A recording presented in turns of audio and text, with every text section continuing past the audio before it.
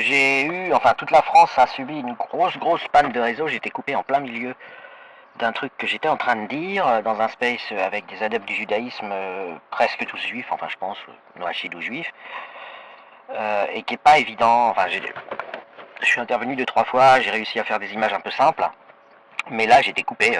Je continuais de parler tout seul parce que le réseau a coupé, a chuté d'un coup et est resté en panne toute la journée. De plein de fournisseurs d'accès d'ailleurs. Je pense que la moitié de la France a eu son réseau pété. D'ailleurs, il l'est toujours, donc cette vidéo, je vais la stocker, je ne sais pas quand est-ce que je la posterai.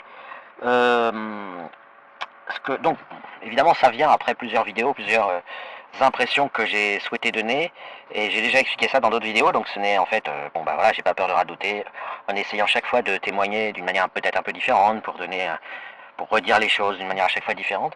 Donc je reviens sur l'antisémitisme compulsionnel, théologique, enfin, d'origine théologique, euh, qui est réellement qui passe sous les radars parce qu'il est généralement décrit avec des préoccupations politiques par des acteurs concernés, par des gens engagés. Enfin, tout ça donne des théories soit trop vagues, dans le souci d'être trop sûr et un peu vide. Soit, voilà. Donc moi j'ai la chance d'être matheux, de pouvoir construire des modèles mathématiques qui ne sont pas infaillibles, mais j'ai une, comment dire, une autonomie, une capacité. Enfin voilà, je sais de quoi je parle, je sais ce que je fais.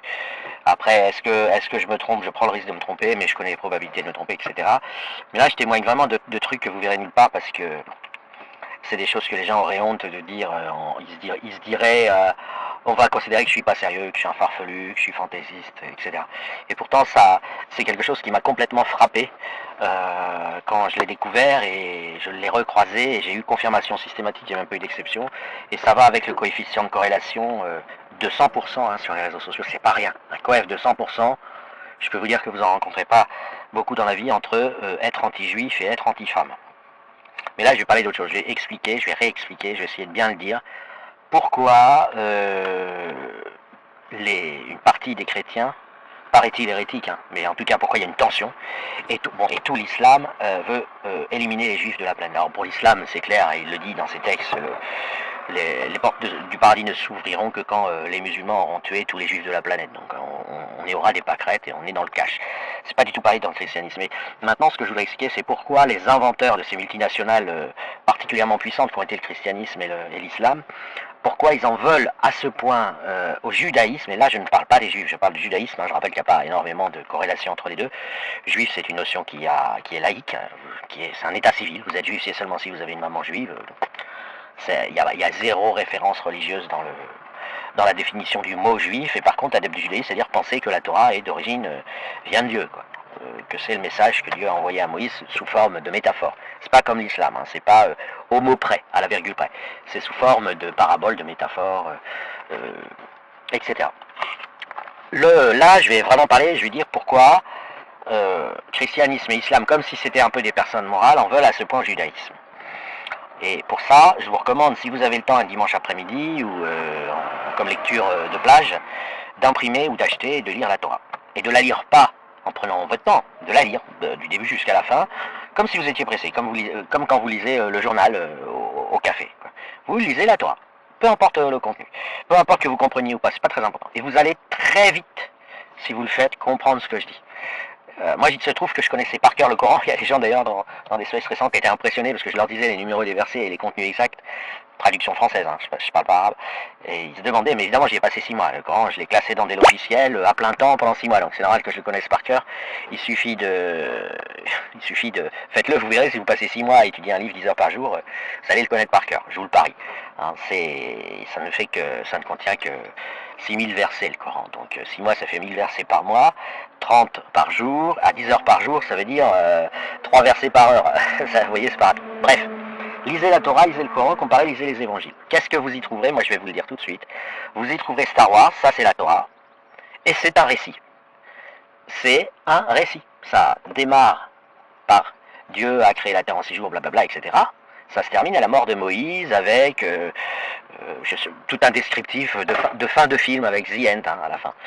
Ça peut ressembler à Les oiseaux se cachent pour mourir, à Star Wars, au Seigneur des Anneaux, éventuellement à Blade Runner, bon, enfin ça c'est un peu futuriste, peut-être au film Avatar, je sais pas, Alien, enfin bref, vous êtes sur quelque chose que vous lisez et qui raconte une histoire à la fois compliquée, avec des rebondissements, des agences, enfin pas des agences secrètes, mais des aventures, vous voyez, des aventures des uns et des autres, des trucs, bon voilà, bref, vous êtes devant quelque chose qui pourrait tout à fait, d'ailleurs ça a été fait, mais même d'ailleurs ça a été fait que très partiellement, qui peut tout à fait être le scénario d'un film et puis vous irez le voir. Et puis vous achèterez du popcorn, vous irez le voir et à la fin il y aura une belle musique, vous sortirez du cinéma, vous serez très content, vous aurez vu un film fantastique.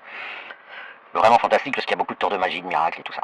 C'est ce que j'appelle descriptif avec un D comme Daniel ou David, ou je sais pas quoi, ou Dimitri, c'est descriptif. Vous pensez D, quatrième lettre de l'alphabet. Puis, si vous prenez le Coran, les évangiles, ça ressemble pas du tout, mais pas du tout, pas du tout, pas du tout. C'est prescriptif.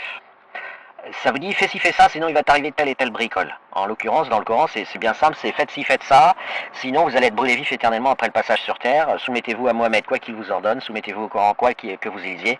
Ne jugez pas ce qui est écrit, c'est moi Allah qui vous parle. Je vous emmerde, vous n'avez pas à me juger, je fais ce que je veux, c'est moi le créateur, blablabla, et je brûlerai vif et éternellement après le passage sur terre. Toute personne qui oserait ne pas croire à ce qu'il y a écrit là-dedans, et ben voilà, et faites ceci, faites cela, et rappelez-vous à quel point il faut me craindre, et rappelez-vous à quel point je suis puissant, blablabla, blablabla, blablabla. Le Coran c'est que ça tout le temps, et c'est prescriptif. On vous annonce que si vous ne faites pas ceci et cela, vous allez être brûlé vif. Brûlé vif, en étant maintenu réveillé, conscient de cette torture, pour l'éternité. Les évangiles, c'est entre les deux, entre la Torah et le Coran, mais c'est quand même prescriptif. Il y a quelque chose qui ne va pas. D'abord, dans les évangiles, il y a une phrase attribuée à Jésus. Alors, les évangiles, contrairement à l'islam, c'est pas prétendu être la parole de Dieu. Hein, c'est prétendu être des prises de notes de témoins. Jean, Matthieu, Marc et je sais plus, Marc et Luc, qui étaient à côté de Jésus puis qui prenaient des notes. Enfin bref, qui témoignent de ce qu'ils ont vu. Donc, si on fait des reproches, il y a une forme d'amortisseur avec le christianisme. Alors, si vous dites ouais, là, c'est de la merde ce paragraphe. Le chrétien peut toujours vous répondre ah ouais non mais peut-être que Luc il était bourré à ce moment-là. Enfin ouais. Le Coran c'est pas possible parce que selon le dogme islamique c'est la parole d'Allah la virgule près donc ils sont obligés de tout. Enfin c'est une vraie galère d'être musulman. C'est une vraie galère. Ils sont obligés de porter comme une espèce de honte inavouable ce Coran prescriptif et menaçant. Et puis voilà, puis ils peuvent rien dire, ils peuvent pas dire ah non mais il y a un truc qui a été raté ou il manque une page. Alors certains le font, ils disent que le Coran a été trafiqué, mais enfin c'est pas l'usage. Mais ce qu'on voit surtout, c'est qu'on a deux grosses boîtes, deux grosses multinationales. Islam et christianisme, qui ont inventé la poule aux œufs d'or, c'est-à-dire le plus gros business de l'histoire humaine. Et se sont disputés comme des chiffonniers, ils se sont entretués, se sont séparés le nord et le sud de tout sauf l'Asie. Voilà. Sachant que le sud du continent américain était pris par les chrétiens, mais tout le reste du sud du monde était plus ou moins pris par l'islam, par quelques pays africains. Et après, les fronts de résistance ont réussi à partir de l'Inde et puis de l'Asie, même si quelques pays sont tombés. Et le christianisme, il a été bloqué aussi par les Chinois, par la Chine, on va dire. Mais peu importe, ces deux grosses multinationales apparaissent réellement, elles s'en cachent pas d'ailleurs, comme prescriptives. Elles se servent de Dieu, mais elles disent faut que tu fasses ci, faut que tu fasses ça. Voilà. En gros, Dieu, c'est un peu la caution, quoi. Voilà. Et le christianisme, bon, il raconte une belle histoire de Jésus-Christ pour mettre un peu de sucre dans le dessert, mais faut faire ci, faut faire ça, faut pas faire ci, faut pas faire ça. C'est pas très orthopraxique, mais c'est très incitatif à un certain état d'esprit. Il faut s'obliger à tirer des coups avec des gens laids, faut rester fidèle dans le mariage. Enfin, c'est tout un propos socialiste qui veut que les gens beaux se donnent aux gens laids pour leur apporter un peu de satisfaction sexuelle. D'où cette espèce d'habitude qu'ils ont prise d'afficher leur laideur presque fièrement. Enfin, c'est un peu, voilà. Il y a quelque chose de prescriptif, de politique, même si c'est pas orthopraxique, parce que l'islam c'est fait ci, fait ça, du matin jusqu'au soir quand tu te couches, tout est détaillé. Sauf que le christianisme, bon, les deux ont recopié sur la Torah pas mal de trucs. Et puis surtout les Talmuds qui sont venus à peu près à leur époque, à la même époque que le Coran et la Bible, alors que la Torah c'était 1500 ans plus tôt. Je ne sais pas si vous voyez ce que c'est 1500 ans. C'est je vais prendre maintenant le christianisme, parce que l'islam il a son livre le Coran, tout en un, voilà, plus la Sunna, etc. Mais le christianisme, il a ajouté la Torah, il l'appelle le Pentateuque, à sa production des 4 évangiles officiels, et plus des 66 ou 67, je sais plus, évangiles pas officiels, et donc non retenus, apocryphes on dit, voilà, c'est le mot, apocryphe. Sauf que si vous lisez la Torah, que vous lisez les évangiles et que vous lisez le Coran, ou même si vous lisez seulement un des deux entre les évangiles et le Coran, vous verrez tout de suite que c'est une imposture. Et comment vous allez faire pour le voir? Eh bien, tout simplement, ça va pas, ni dans le style, ni sur la forme, ni sur le fond. Vous prenez pas Star Wars, descriptif comme David Daniel, puis vous dites, oh, finalement j'en ai besoin politiquement pour m'étendre, etc. Je vais faire un truc prescriptif comme Pierre, avec un clergé, tout ça, mais comme je suis un peu flemmard et que les évangiles, ouais, bof, ça fait pas très épais, je vais sacraliser le truc d'avant et dire que c'est aussi, c'est la continuité, quoi. Mais ça va pas du tout, en fait. Quand vous lisez, c'est pas ni l'état d'esprit, ni la forme, ni le fond, ni l'idée, rien ne va. Alors évidemment, pour beaucoup de gens, ils n'ont pas lu, ils s'en foutent totalement, ils s'en battent les couilles. Donc pour eux, il y a un Ancien Testament qui serait une partie de la Bible, et puis il y a un Nouveau Testament qui serait une partie de la Bible. Voilà, il faut acheter 2 livres, ou alors il faut acheter un gros livre dans lequel il y a chapitre 1, chapitre 2. Les gens le voient comme ça, mais ils lisent pas l'Ancien Testament qui est la Torah, mais il faut le lire. Parce que d'abord, c'est très rigolo, c'est très léger, c'est Star Wars, ça se prend pas au sérieux, il arrive plein de trucs bizarres, alors plein de dingueries, hein, mais plein de trucs bizarres, on n'est pas du tout, mais alors pas du tout dans l'esprit catholique, chrétien, c'est très, ça donne l'impression que l'auteur est une femme, il y a beaucoup trop de détails, de préoccupations féminines, comment on doit s'habiller, comment on doit se maquiller pour aller à telle cérémonie, une espèce de plaisir descriptif à détailler pendant des pages et des pages comment préparer tel ou tel ornement, tel ceci, cela. C'est ce qu'on trouve dans des écrits d'écrivaines contemporains, c'est-à-dire des préoccupations d'écrivaines. L'écrivain homme, qui pourtant est déjà efféminé puisqu'il est écrivain, mais l'écrivain homme, quand il garde un peu de masculinité, il ne va pas dans cette façon de faire un récit ou d'écrire un roman. Il y va pas comme ça. C'est voilà, quand vous lisez la Torah, avec des généalogies à non plus finir, c'est des préoccupations de dames âgées. De dames âgées, très respectables, etc., qui expliquent des trucs à ces petites filles. Voilà. Quelle âme, venez mes filles, vous allez reprendre un peu un chocolat chaud, un morceau de gâteau, et je vais continuer l'histoire que j'ai commencé à vous raconter dimanche dernier, quand vous m'avez rendu visite. Hein. On imagine des petites filles de 12 ans rendant visite à leur grand-mère chaque dimanche, et la grand-mère raconte une histoire, et puis oh mamie, s'il te plaît, tu peux nous raconter la suite? Et bien la Torah, c'est ce style. C'est ce style texto. Et évidemment, il y a plein de rebondissements, il y a du marquis de Sade, il y a plein de trucs. Et derrière, il y a quoi? Il y a des chrétiens qui viennent nous expliquer, c'est notre livre, c'est une révélation, patati patata, mais qui nous accouche d'un traité politique. Tue l'amour, rabat-joie, ou le style cucu est une obligation de piété, la beauté, la frime, se balader avec des rébanes, rouler en décapotable, ce serait anti-état d'esprit chrétien. Le chrétien se doit d'être un peu bossu, de baisser la tête, d'être un peu moche, et le mari et la femme ne doivent pas quitter le foyer conjugal parce que l'autre est devenu trop moche ou baisse comme un débile ou s'est mis à mal baiser ou avoir plus envie de baiser, parce qu'en général quand on est resté en couple longtemps, bref, il faut être un scout en jupe bleu marine, avec une culotte blanche en coton, une grande culotte de grand-mère, ça c'est bien catho, non, c'est une blague, c'est une blague. Ça se voit. Et je pense que ce que je dis là, avec des images un peu débiles, en réalité, c'est réellement une très forte différence d'état d'esprit qui ne peut que disqualifier l'un des deux. Maintenant, qui ça disqualifie? Bah, c'est une question de date. Ça disqualifie celui qui arrive après. Celui qui arrive après, on voit qu'il a été opportuniste, qu'il a récupéré un élément pour en faire autre chose que son prédécesseur. En l'occurrence, il lui a piqué une recette de cuisine pour monter une chaîne internationale de fast-food et il modifie la recette pour baisser les coûts. Quoi. Et ce autre chose, il est politique et il est moral. Alors qu'il y a zéro morale dans la Torah. Voilà, vous lisez la Torah comme vous lisez le Seigneur des Anneaux. Vous dites pas, je vais aller y trouver de la morale.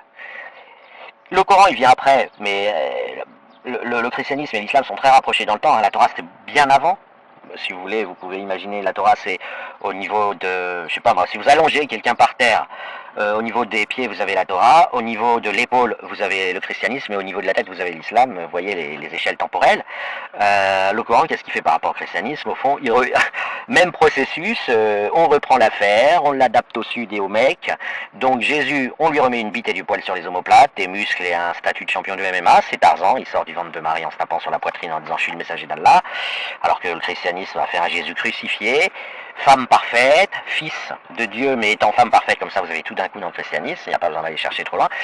Et, voilà, l'islam il a dit non, les hommes ne sont pas des femmes, Jésus, ça va, il va falloir le faire ressembler à Islam Makachev, hein, ok, ou à Bouba, voilà, donc l'islam l'a refait en mode bien viril, il a ajouté Mohamed, il a changé toutes les règles, la femme a cessé plus ou moins d'exister, mais le christianisme lui-même avait déjà refait son truc, et pourquoi ces deux multinationales veulent absolument écraser le judaïsme.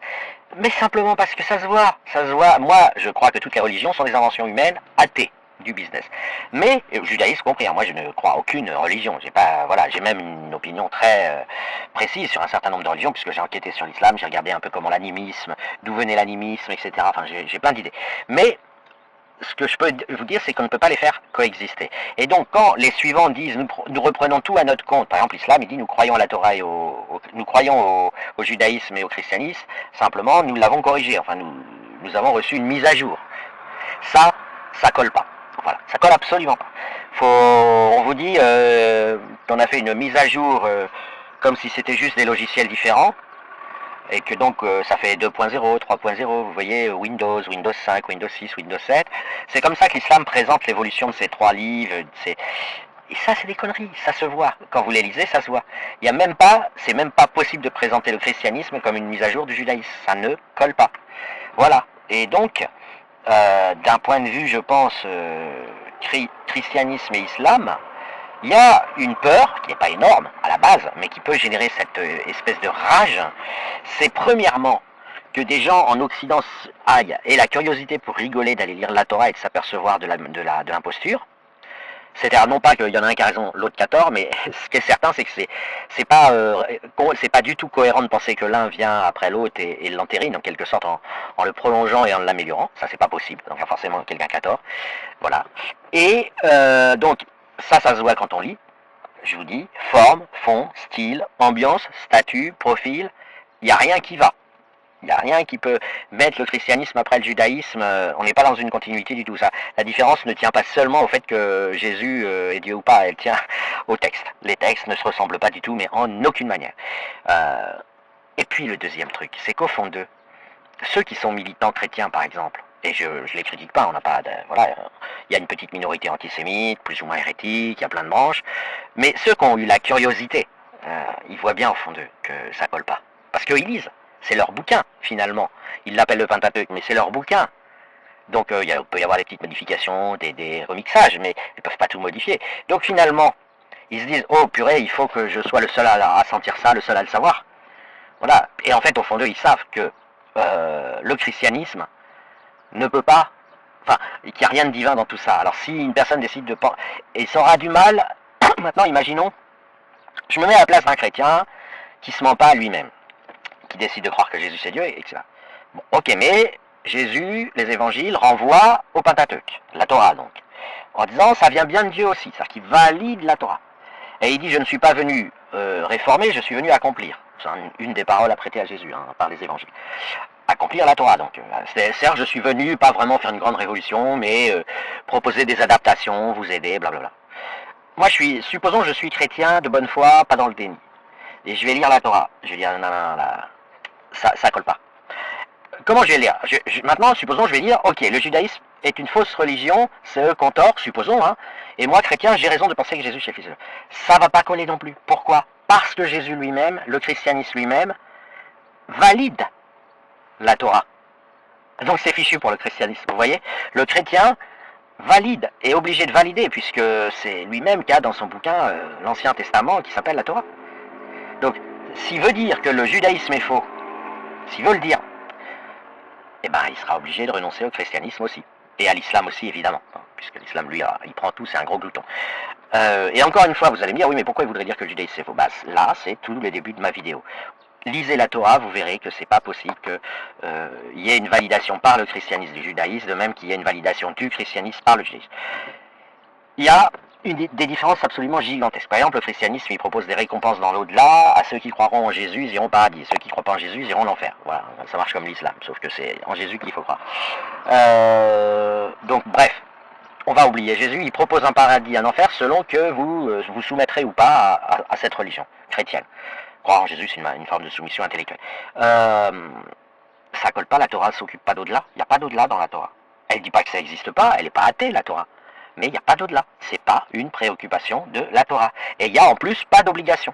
Il ne vous arrivera rien si vous n'y croyez pas. Il n'y a nulle part écrit croyez à ce que je dis, sinon il vous arrivera tatati tatata. Ça n'existe pas ça. Il n'y a ni chantage, ni promesse d'enfer, ni promesse de paradis, ni même message qui dit ça s'adresse à vous. Non, c'est un récit, roman, récit, vous appelez ça comme vous voulez, qui raconte une épopée fantastique. C'est tout. Voilà, et derrière vous avez une multinationale qui dit ah regardez, Dieu il est venu parler aux hommes, il a dit ci, il fait nanana.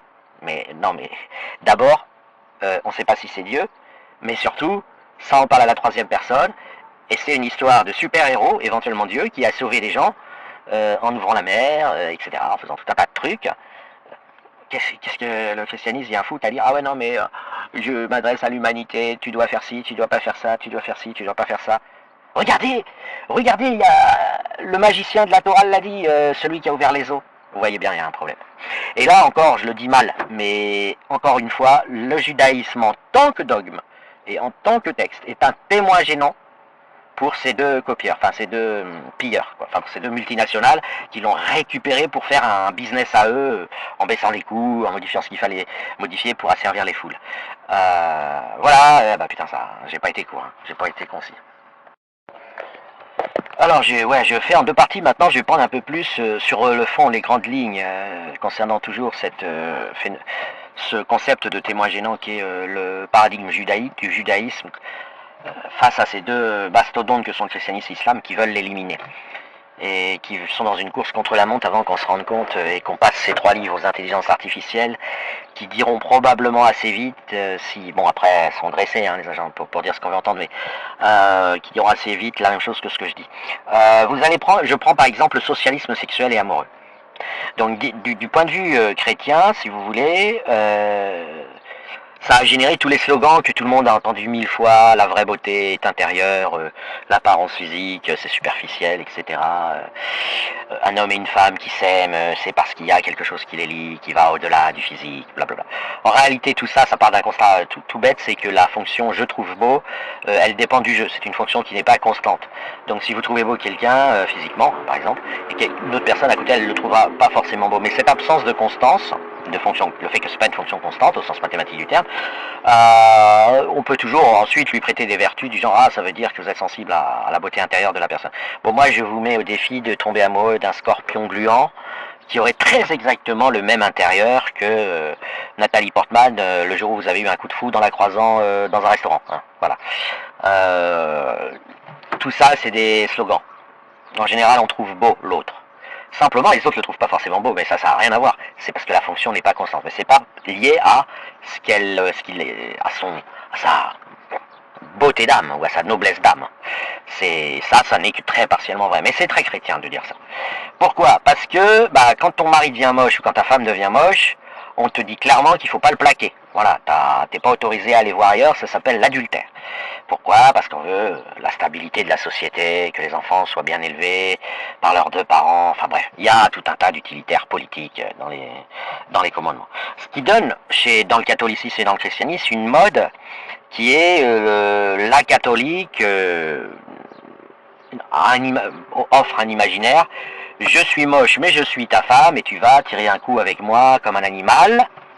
Quand la porte de la chambre est fermée, nous allons être très bien en société, très mondain. Mais je serai un peu austère, je vais mal m'habiller, je vais pas être sexy, toi non plus d'ailleurs.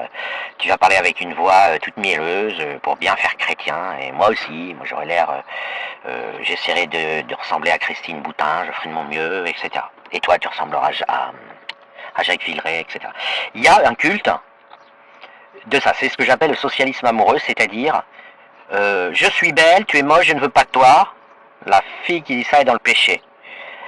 Comme le riche qui ne veut pas donner aux pauvres. Voilà, c'est à peu près. Et ces lignes très profondes dans le christianisme et très politiques, ce socialisme, cette charité, d'une certaine manière, est une ligne de force du christianisme qui se traduit par des tas de réflexes. Et entre autres par le fait que c'est une religion pour les vieux, une fois qu'elle est sécularisée. Parce que quand on est vieux, on sait, hein, on n'a pas le choix. Hein, on a beau, même s'il y a des beaux vieux, en moyenne, on a quand même tendance à devenir moche. J'en sais quelque chose parce que je ressemble pas vraiment à un athlète avec des tablettes de chocolat. Et je suis pas le seul. Tous les vieux que nous sommes, on ressemble pas à grand chose si on fait pas des efforts. Et en plus, quand on est vieux et qu'on a eu une vie dont on est content, on n'a pas forcément envie de faire des efforts. On a l'impression de prendre un peu les vacances. Je suis moche et je vous emmerde et de toute façon, je ne vous draguerai pas car ça ne m'intéresse plus. Je suis trop vieux, blablabla. Enfin voilà. Donc, vous avez finalement dans le christianisme des lignes de force. C'est pourquoi le curé est toujours un peu moche, a l'air toujours de sentir un peu le pipi, est toujours habillé comme un puceau, pour rappeler la chasteté, blablabla, il n'a pas le droit de se marier, voilà, et puis pour associer cette interdiction de se marier pour faire une harmonie, bah t'es moche comme ça, en plus, même si tu voulais, tu pourrais pas te marier, bon bref. Il y a quelque chose dans le christianisme qui est celui de la charité, qui est un prélude, qui prépare à faire des citoyens qui vont participer à la cohésion collective et s'entraider, ne pas être égoïste. C'est quelque chose qui aujourd'hui paraît évident, hein, quand je le dis, par exemple si vous voulez draguer un mec, il vous arrivera rarement de vous demander si le curé de l'église locale est potable. Vous allez préjuger qu'il ne l'est pas. Voilà, même si vous avez tort, hein, il y a des mecs, il y a des beaux gosses qui en fait sont curés, mais vous allez préjuger qu'il ne l'est pas. Parce que c'est voilà, c'est un slogan, c'est une commande catholique. De même, si vous espérez voir des gens qui sont beaux, vous n'aurez pas le réflexe d'aller à la messe. Vous allez préjuger que les gens sont pas beaux. Et surtout, vous allez préjuger, pire, vous allez préjuger qu'ils ont fait exprès de ne pas être beaux pour être bien dans le culte catholique. Ok ? Voilà, le catholicisme a ça de particulier, qu'il a développé en Occident une injonction morale de modestie théâtrale qui doit se voir. Je suis moche, c'est ce qui fait de moi la garantie, le visuel que j'offre vous garantit que je suis modeste. Je suis bossu, je marche pas avec une démarche de héros. Voilà, je suis mal habillé, j'ai des chaussures horribles, je pue un peu de la gueule après avoir, parce que dans le catholicisme vous pouvez manger du saucisson et du vin rouge et du fromage, et vous le faites, et vous vous parfumez pas, donc vous allez puer un peu de la gueule. Et voilà, ça c'est important, c'est être pleinement catholique. En tant que femme, vous allez mettre une grosse culotte en coton pas cher, ni moulante, donc elle va plisser de partout, enfin bon. Vous avez cette idée de, en tant que chrétien, le caniveau, alors c'est pas du tout comme en islam. L'islam c'est une simplification de ça, masculinisé. Hein. Mais en tant que chrétien, vous avez le caniveau, c'est mon environnement, je ne vaux pas mieux, et je l'épouse, je me fonds dans cet environnement volontairement. Voilà, c'est tout le, je sais plus si c'était l'abbé Pierre ou un autre mec là qui s'était un curé chez les loupards, il faudrait que je retrouve. Non, c'est pas l'abbé Pierre, c'est un autre mec. Et encore là, c'est discutable parce que le perfecto c'est un peu fashion. Mais enfin bref. Vous avez tout ça qui va avec le christianisme. Par exemple, le père de famille, même bien très aisé, ne va pas se promener en Porsche rouge décapotable. Ou bleu, ou voilà. Il n'aura pas des Ray-Ban et une Rolex.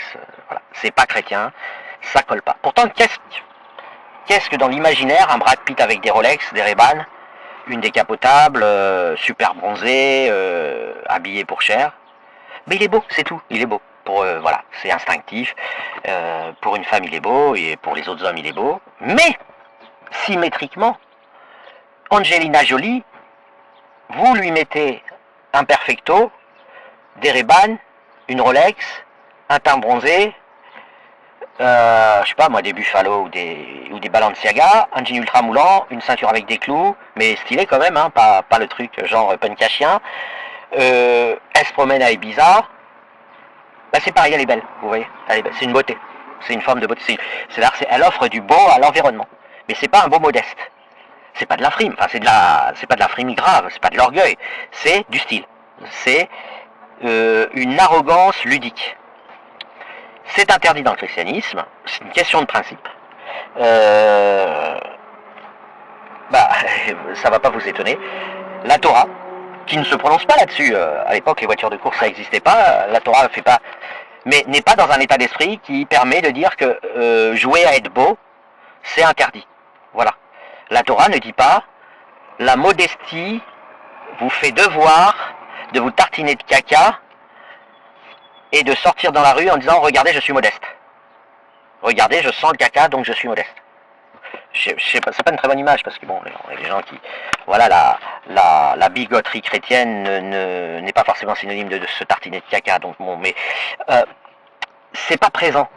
ça ne veut pas dire que le judaïsme lui dit soyez un gros égoïste, achetez une Porsche, parce que je sais que les antisémites ils se précipiteraient volontiers là-dessus. Ah bah voilà, les juifs ils donnent pas à leurs prochains, ils ont pas, c'est pas la charité, ils achètent des voitures de course, ils achètent des Ray-Ban et des Rolex. En fait c'est pas la question, parce que d'abord je pense pas que le fudge flambeur à Ibiza soit un grand adepte de la Torah. Non, c'est pas ça. C'est juste que c'est pas présent comme paradigme. Il n'y a pas, en étant moche, je suis généreux. Il n'y a pas ça. Ça n'existe pas dans la Torah. C'est tout. C'est aussi bête que ça n'existe pas. Du coup, comment on fait pour l'inventer? D'où ça vient ça? Vous voyez ce que je veux dire?